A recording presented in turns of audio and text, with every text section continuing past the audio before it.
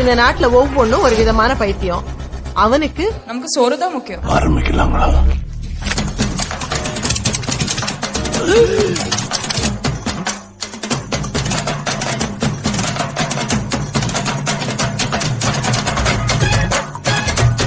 Mutton சிக்கனா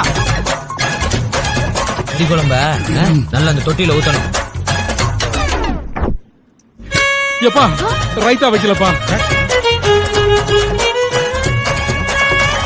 ஊரெல்லாம் ஓடி அலைஞ்சி உழைச்சி சம்பாதிக்கிறது எதுக்கு? இதுக்கு தானே.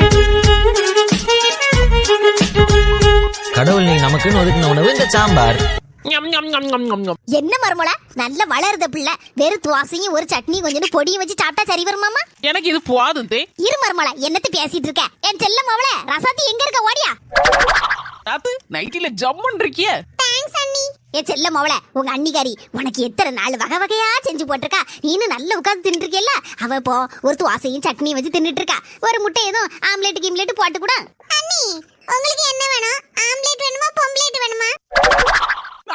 ஆம்லேட் கேள்விப்பட்டிருக்கேன். அது என்ன பொம்பளேட்டு? அண்ணி அது நானா கண்டுபிடிச்சது. சூப்பரா இருக்கும். சரி அதெல்லாம் ஒண்ணு வேண்டாம். முட்டையை மட்டும் வறுத்து